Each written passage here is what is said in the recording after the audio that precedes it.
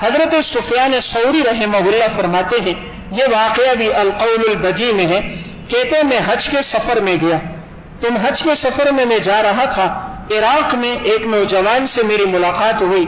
وہ نوجوان جب بھی قدم رکھتا تھا تو یہ کہتا تھا اللہم صلی علی محمد وعلی آل محمد، پھر قدم رکھتا تو پھر کہتا اللہم صلی علی محمد وعلی آل محمد، یعنی ہر قدم پر وہ آپ صلی اللہ علیہ وسلم پر درود شریف پڑھتا تھا۔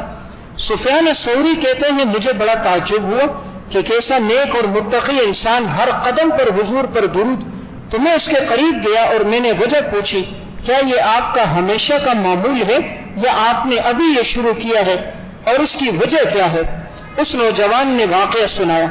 اس نے واقعہ بتایا کہ گزشتہ سال میں اپنی والدہ کے ساتھ حج میں گیا، اور جب والدہ میرے ساتھ تھی، ہم جیسے بیت اللہ میں داخل ہوئے، اللہ کا کرنا ایسا ہوا، تھوڑی دیر کے بعد میرے والدہ کا چہرہ سیاہ ہو گیا اور اس کا پیٹ پھول گیا، اور ایسی بیماری اسے اچانک لگ گئی کہ اس کے لیے چلنا پھرنا اٹھنا بیٹھنا مشکل ہو گیا۔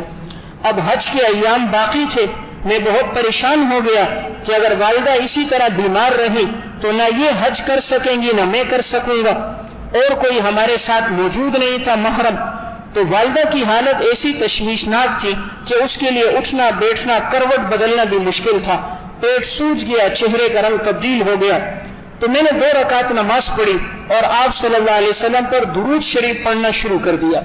حرم میں بیٹھے ہیں، حضور پہ درود پڑھ رہے ہیں۔ کہتے ہیں اچانک میں نے کیا دیکھا کہ مجھے ایک نور نظر آیا، اور اس نور کے اندر مجھے ایک شخص نظر آیا، اتنا حسین اور جمیل میں نے اپنی زندگی میں اس سے پہلے کسی کو نہیں دیکھا تھا۔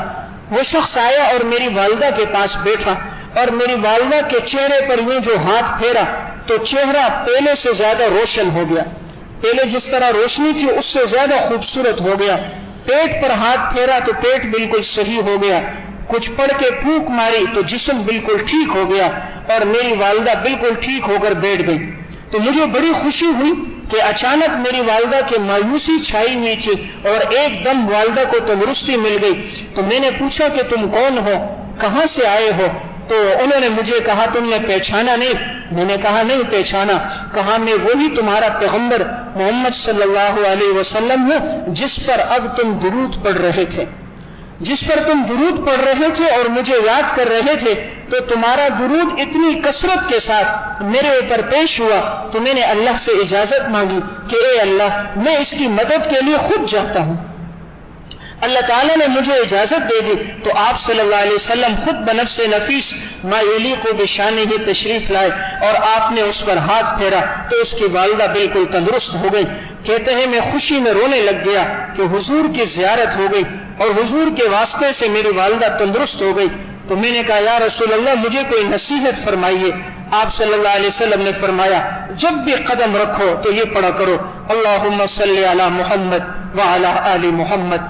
تو کہا اس دن سے میرا معمول ہے، میں جو قدم رکھتا ہوں اپنے پیغمبر پہ درود پڑھتا ہوں۔ تو زندگی بھر ان کا یہ معمول تھا۔ اس لیے جب بھی کوئی مشکل پیش آئے انسان حضور پہ درود پڑھے، ہر قدم پہ پڑھے، اس لیے کہ سب سے زیادہ احسانات اگر ہم پر ہیں تو آپ صلی اللہ علیہ وسلم کے احسانات ہیں، حضور سے بڑھ کر ہم پر دنیا میں کسی کے احسانات نہیں۔